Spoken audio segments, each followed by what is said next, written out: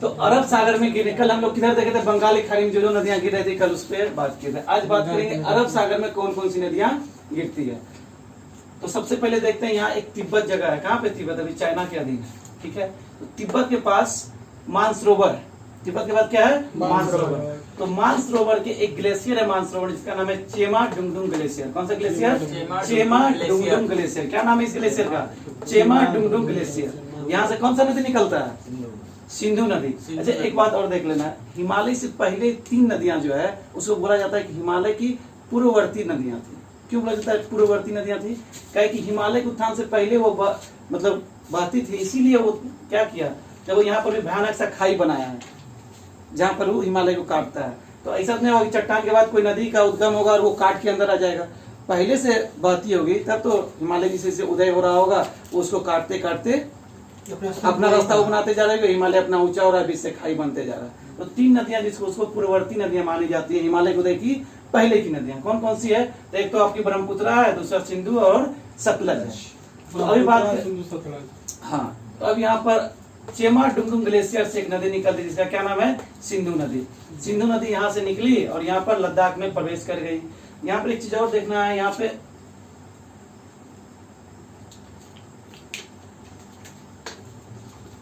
इस श्रेणी का क्या नाम है? इसका नाम है कौन सा?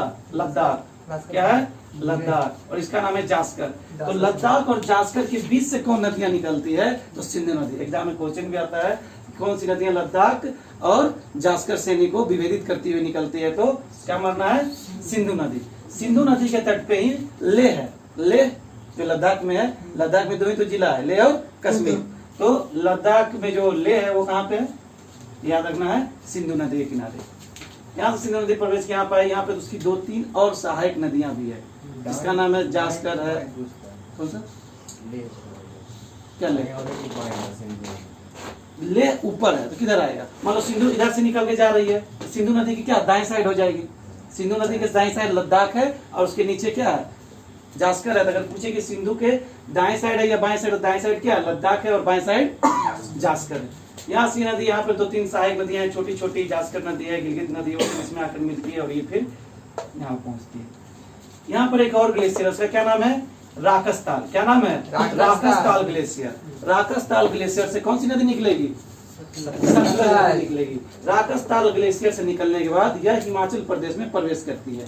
तो वहाँ पर एक दर्रा है, कौन सा दर्रा है? सिपकिला दर्रा। सिपकिला दर्रा। तो सिपकिला दर्रा कहाँ पे? यहाँ पे। तो सिपकिला दर्रा को काटते हुए, सिपकिला दर्रा को, कौन सा दर्रा? सिपकिला। सिपकिला दर्रा को काटते हुए वो हिमाचल प्रदेश में आती है। वहां से हिमाचल प्रदेश, हरियाणा, पंजाब होते हुए कहाँ चल जाती है? जाके मुहाना बना देगी सिंधु नदी में। एक जगह है यहाँ पे, कौन सा जगह है? रोहतांग दर्रा। हिमाचल प्रदेश का यहाँ पे है रोहतांग दर्रा, इस एरिया में, ठीक है। तो रोहतांग दर्रा के पास से 2 नदियां निकलती है। कौन कौन सा नदियां निकलती है? व्यास और रावी। तो व्यास नदी निकली हिमाचल प्रदेश, पंजाब होते कहाँ मिल जाएगी? एक जगह है कपूरथला। कौन सा जगह है? कपूरथला। कपूरथला कौन सा जगह है? कपूरथला। जगह का नाम है कपूरथला। और हरिके बैराज, हरिके बैराज का तो नाम सुने होंगे, वहीं से इंदिरा गांधी नहर निकाला गया है। तो हरिके बैराज ब्यास और सतलज नदी के संगम पे ही हरिके बैराज को बना दिया गया है। तो जगह का नाम क्या है? कपूरथला। तो वहां पर ब्यास नदी किसमें मिल जाती है? सतलज नदी में मिल जाती है। उसके ऊपर रावी भी कहाँ से निकलती है? रावी भी रोहतांग दर्रे से निकलती है और वो जाके चिनाब नदी में अपना मुहाना बनाती है। यहाँ एक और दर्रा है, क्या नाम है उसका? बारवा लच्छा। कौन सा दर्रा है यहाँ पे? बारवा लच्छा दर्रा। और यहाँ से कौन सी नदी निकलती है?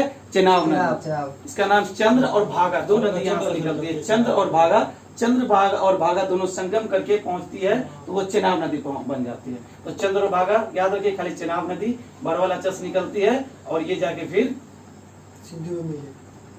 चिनाब नदी सबसे, सिंधु मिलने वाली सबसे लंबी नदी चिनाब नदी है। तो ये यहाँ पर जाती है और ये एक ही बार ये जाके मुहाना बना लेगी इसमें। इसके ऊपर है कौन सा? झेलम। झेलम कहाँ से निकलता है? तो बेरीनाग के शेष, देखिए बेरीनाग के एक जगह है, इसका क्या नाम है? शेषनाग झील। तो बेरीनाग के शेषनाग झील से एक नदी निकलती है। बेरीनाग के शेषनाग झील से एक नदी निकलती है जिसका क्या नाम है? झेलम। झेलम नदी के तट पे श्रीनगर बसा हुआ है। एग्जाम में क्वेश्चन आता है कि श्रीनगर किस नदी के तट पे बसा हुआ है, तो झेलम नदी के तट पर। बुलर झील में कौन सी नदी बुलर झील में प्रवेश करते हुए निकलती है? तो बुलर झील जो है वो भी झेलम नदी है। तो श्रीनगर के बाद वो बुलर झील के बाद बॉर्डर बनाती है, उसके बाद कहाँ पहुंच जाएगी? जाके चिनाब नदी में अपना मुहाना बना लेगी। सारी नदियां किसमें मिल जाएगी? सिंधु नदी में। और सिंधु किसमें आएगी? अरब सागर में मुहाना बना लेगी। तो अरब सागर में मुहाना कौन बनाती है? तो ये सारी नदियां हो गया। इस नदियां से क्या क्या क्वेश्चन आएगा, एक बार रिपीट कर लीजिए। कहाँ से निकलती है? तो चेमाडुंगनू ग्लेशियर से कौन निकलेगी? सिंधु नदी। राकसताल से कौन सी निकलेगी? सतलज नदी निकलेगी। बारवालच्चा से रावी नदी, ठीक है। रोहतांग दर्रे से दो नदी, बारवालच्चा से चिनाब नदी, और रोहतांग दर्रे से ब्यास और रावी नदी, ठीक है। और ब्यास नदी जहाँ पर मिलती है जगह क्या नाम है? कपूरथला। और हरिके बैराज उसी पे है। तो एक भी याद रखना है, भारत में बाकी सारी नदियां क्या है? भारत क्रॉस कर जाती है। एकमात्र ब्यास नदी है जो भारत में ही अपना मुहाना बना लेती है। किस नदी में? सतलज नदी में। तो याद रखना है। अब आ जाते हैं इधर लूनी नदी पे। यहाँ कौन सी नदी है? लूनी नदी। कहाँ से निकलती है लूनी नदी? अरावली पर्वतमाला से। यहाँ पे पूरा ये क्षेत्र है, इसी करके अरावली पर्वतमाला का क्षेत्र आता है। तो अरावली से, कौन सी नदी से? अरावली। अरावली से निकलता है कौन? लूनी नदी। अरावली के कौन सा? अच्छा, समझौता वाला सही बात है। 1960 में समझौता हुआ था, ठीक है, नदियों को लेकर अंतरराष्ट्रीय समझौता है, 1960 में हुआ था। इसमें बोला गया ऊपर की जो 3 नदियां हैं, सिंधु, झेलम और चिनाब। देखिए क्रम याद रखिएगा, सिंधु, झेलम, चिनाब, रावी, ब्यास, सतलज। तो सिंधु, झेलम और चिनाब का 80% पाकिस्तान यूज करेगा पानी का, ठीक है, और 20% कौन करेगा? इंडिया करेगा। और एक और संधि इसी में है जिसमें है कौन कौन सा? सतलज, ब्यास और रावी। इसका 80% जल का यूज कौन करेगा? भारत करेगा, और 20% जल का यूज करेगा पाकिस्तान। ये संधि एग्जाम में आता भी है, तो याद रखना है। 1960 में यह संधि हुआ था। ऊपर की 3 नदियां जो है उसका यूज पाकिस्तान 80% करेगा, नीचे की जो 3 नदियां हैं उसका यूज हम लोग यानी इंडिया करेगा 80%। हम कहाँ पे थे? लूनी पे। लूनी कहाँ से निकलती है? अजमेर से। कहाँ से निकलती है? अजमेर से। याद रखना है, कभी कभी क्वेश्चन आता है, अजमेर जिला से निकलती है कौन सा नदी? लूनी। अजमेर जिला से निकलती है और राजस्थान से निकली, गुजरात पहुंची, कच्छक्षेत्र में जाके गायब हो गई। कभी कभी क्वेश्चन में आते हैं कौन सी नदियां कच्छक्षेत्र में गायब हो जाती है, लुप्त हो जाती है, तो उस नदी का नाम है लूनी नदी। उसके बाद दूसरी कौन सी नदी है? शरावती नदी। कहाँ से निकलती है? यही एक जिला है उदयपुर, उदयपुर से। अरावली पर्वत के अरावली पर्वत तो राजस्थान में है, तो राजस्थान के उदयपुर जिला से, ये भी अरावली पर्वत से ही इसका भी उद्गम है, ठीक है। तो उदयपुर जिला से एक नदी निकलती है जिसका क्या नाम है? शरावती नदी। राजस्थान से निकली, गुजरात में बहते हुए कहाँ पहुंच जाएगी? खंभात की खाड़ी, खंभात की खाड़ी में, ठीक है। और इससे 2 क्वेश्चन इंपोर्टेंट है शरावती नदी से। एक तो पहले सबसे प्रदूषित हुआ करती थी, अब स्वच्छ हो गई है। दूसरा जो इससे 2 और इम्पोर्टेंट क्वेश्चन आता है, गांधीनगर और अहमदाबाद। तो गांधीनगर और अहमदाबाद अगर क्वेश्चन कभी आया कि गांधीनगर किस नदी के तट पे है, तो शरावती नदी। अहमदाबाद किस नदी के तट पे है, तो शरावती नदी। तो ये दोनों क्वेश्चन याद रखना है, अगर आया तो मारना है शरावती नदी। शरावती नदी कहाँ से निकलती है? उदयपुर, राजस्थान, अरावली पर्वतमाला। जिला कौन सा? उदयपुर। राज्य कौन सा? राजस्थान। और किस पहाड़ी से? तो अरावली पर्वतमाला से निकलती है। एक नदी है यहाँ पे, ये कौन सा नदी है? माही नदी। कौन सा? माही। ये तो लूनी था, लूनी हो चुका है। और ये कौन सा था? बताइए। शरावती नदी था। सारी नदियां कहाँ मिल रही है? खंभाती खाड़ी में। माही नदी, माही नदी कहाँ से निकलती है? बिंद पर्वत से। बिंद पर्वत से। किस पर्वत से? बिंद पर्वत से निकलती है माही नदी। माही नदी बिंद पर्वत कहाँ है? मध्य प्रदेश में। तो मध्य प्रदेश से निकलती है, राजस्थान होते हुए गुजरात आती है और खंभाती खाड़ी में अपना मुहाना बनाती है। इससे एक क्वेश्चन जो सबसे ज्यादा आता है वो आता है, कौन सी नदी कर्क रेखा को 2 बार काटती है? तो माही नदी जब यहाँ से आती है ऐसी करके, जब ऐसी होती है यहाँ पे वो कर्क रेखा को 2 बार काट देती है। तो याद रखना है, कौन सी नदी कर्क रेखा को 2 बार काटती है? तो माही नदी। कितनी बार काटती है? 2 बार। किसको? कर्क रेखा को। तो यहाँ से माही नदी कहाँ पे अपना मुहाना बनाती है? खंभात की खाड़ी में। ये जो एरिया इसको खंभात की खाड़ी बोलती है इस एरिया को, ठीक है। अब बात करेंगे हम लोग किसका? नर्मदा का। कौन सा नदी? नर्मदा। कौन सा पहाड़ी रहेगा यहाँ पे? अमरकंटक की पहाड़ी। मैकाल पर्वत की सबसे ऊंची चोटी अमरकंटक की पहाड़ी के पश्चिमी ढाल से कौन सी नदी निकलती है? नर्मदा नदी। कहाँ पे मुहाना बनाएगी? खंभात की खाड़ी में। नर्मदा नदी है रिफ्ट घाटी में बहती है। रिफ्ट घाटी क्या होता है? इधर देखिए कौन सा पर्वत है? कौन सा पर्वत होगा? ऊपर विंध्याचल पर्वत होगा, नीचे कौन सा पर्वत होगा? सतपुड़ा पर्वत होगा। सतपुड़ा और विंध्याचल के बीच में बहती है और ये चट्टान को काटते हुए आती है, दोनों साइड चट्टान है और बीच में ये आती है। इस तरह की नदियों को बोलते हैं ये रिफ्ट घाटी यानी भ्रंश घाटी का निर्माण करती है। तो ताप्ती और नर्मदा दोनों भ्रंश घाटी की निर्माण करता है। तो याद रखना है भ्रंश घाटी का निर्माण कौन कौन नदियां करती है? एक तो नर्मदा और दूसरा ताप्ती। कहां से निकली? हमारे कंटक से निकली। उसके बाद ये कहां पहुंचेगी? मध्य प्रदेश। तो याद रखना है मध्य प्रदेश में 87% मध्य प्रदेश में ही बहती है, इसीलिए मध्य प्रदेश की जीवन रेखा कौन सी नदी है? नर्मदा। नर्मदा नदी। 87% तो वहीं बह गई। अब मात्र 1.5% कहाँ बहेगी? महाराष्ट्र में। तो सबसे कम कहाँ बहती है? महाराष्ट्र में, मात्र 1.5। कितना बचा? 11.5 बच गया। तो इतना कहाँ बहती है? गुजरात में। तो नर्मदा नदी सबसे ज्यादा 87% मध्य प्रदेश, 1.5 महाराष्ट्र और 11.5 गुजरात में बहती है। इससे 2-3 और क्वेश्चन आएगा नर्मदा नदी से। पहली तो रिफ्ट घाटी बनाती है, भ्रंश घाटी बनाती है, दूसरा क्या? एस्चुरी बनाती है। जो नदियां समुद्र में गिरती थी, उधर की जितना नदी के बारे में बात किए, बंगाल की खाड़ी में गिरने वाली जो भी नदियां थी डेल्टा का निर्माण करती थी, क्या समुद्र मिलने से पहले वो स्लो हो जाती थी। ये तीव्र गति से आती है और समुद्र में जब गिरती है तो डेल्टा का तो निर्माण नहीं करती, डायरेक्ट गिरती है। डायरेक्ट गिरती है और जहां गिरती है वहां थोड़ा और गड्ढा कर देती है। जहां उधर साइड वाले डेल्टा बना रही थी उधर ये क्या कर रहा है? और हल्का गड्ढा कर दे रहा है जहां गिर रहा है। तो इसको बोलते हैं एस्चुरी। तो नर्मदा और ताप्ती नदियां एस्चुरी का निर्माण करती है।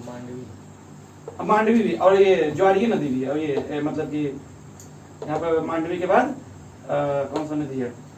ज्वारी नदी, ये भी ज्वारीय नदी है। तो अभी नर्मदा निकल चुकी है। अभी मध्य प्रदेश में एक शहर है, इसका क्या नाम है? जबलपुर। जबलपुर शहर का नाम सुनेंगे, जबलपुर। कभी एग्जाम में आएगा जबलपुर किस नदी के तट पे है? तो नर्मदा नदी के तट पे जबलपुर। कौन का करो? जबलपुर। याद रहेगा कि भूल जाएगा? अभिजीत जी क्या चाहते हैं? प्रयास में लगे रहिए। ठीक है, तो कहां से है? जबलपुर में पहुंचती है। जबलपुर जो शहर है किसके किनारे है? नर्मदा नदी के तट पे। यहीं पर एक जलधारा है, बहुत फेमस है, धुआंधार जलप्रपात। धुआं घूमने सब जाता है वहां, उसका नया नाम है कपिलवस्तु जलधारा। तो धुआंधार जलप्रपात जबलपुर में है, वो भी नर्मदा नदी के तट पे है। नर्मदा नदी वहां से आके यहाँ पर मिल गए। 3-4 क्वेश्चन नर्मदा नदी से आएगा। सबसे ज्यादा कहाँ बहती है? मध्य प्रदेश में, सबसे कम महाराष्ट्र में, उसके बाद गुजरात में खंबाती खाड़ी में गिरती है। एस्चुरी का निर्माण करती है। क्या करती है? एस्चुरी का निर्माण करती है। चलिए आगे बढ़ते हैं। उसके बाद कौन सी नदी आएगी बताइए? यहाँ पे कौन सी नदी है? आप लोग को याद ही नहीं रह रहा। कहाँ पे? ताप्ती नदी है। ताप्ती नदी। ताप्ती सतपुड़ा की पहाड़ी से निकला ताप्ती और यहाँ पर कहाँ पहुंच गया है? दोनों एक ही जगह ना गिरता। तो याद रखिए कुछ क्या चीज? सब एक ही जगह, सब घूम फिर के कहाँ पे गिरेगा? तो सब खंबात की खाड़ी में घूमेगा। तो ताप्ती नदी निकली और पहुंच। ताप्ती नदी से भी वही सेम क्वेश्चन आएगा। कौन कौन सा? तो कौन सी नदी रिफ्ट घाटी का निर्माण करती है? तो भी ताप्ती। ताप्ती नदी के तट पर कौन सा शहर बसा हुआ है? सूरत। बहुत इंपॉर्टेंट क्वेश्चन। उकाई परियोजना किस नदी पे है? ताप्ती नदी पे है। काकरापारा जलप्रपात, काकरापारा जो नाभिकीय केंद्र भी शायद यहीं पे है, ध्यान में नहीं है, देख लीजिएगा। तो यहाँ पर सूरत किसके तट पे है? ताप्ती नदी। चलिए इसको थोड़ा जल्दी निकाल लेते हैं। ये कौन सा है? मांडवी। कौन सा नदी है? मांडवी। कहाँ से निकलती है? तो पश्चिमी घाट कर्नाटक से निकलती है और गुजरात गोवा में होते हुए अरब सागर में गिर जाती है। तो गोवा किस नदी के तट पे है? गोवा की राजधानी पणजी किस नदी के तट पे? गोवा नहीं, गोवा की राजधानी पणजी जो है मांडवी नदी के तट पे है। मांडवी नदी पहले पश्चिमी घाट कर्नाटक से निकलती है, गोवा होते हुए अरब सागर में मिल जाती है। इससे एक क्वेश्चन याद रखना है कि पणजी किस नदी के तट पे है? तो मांडवी नदी। दूसरा है कौन सा? ज्वारी नदी। कौन सा नदी है?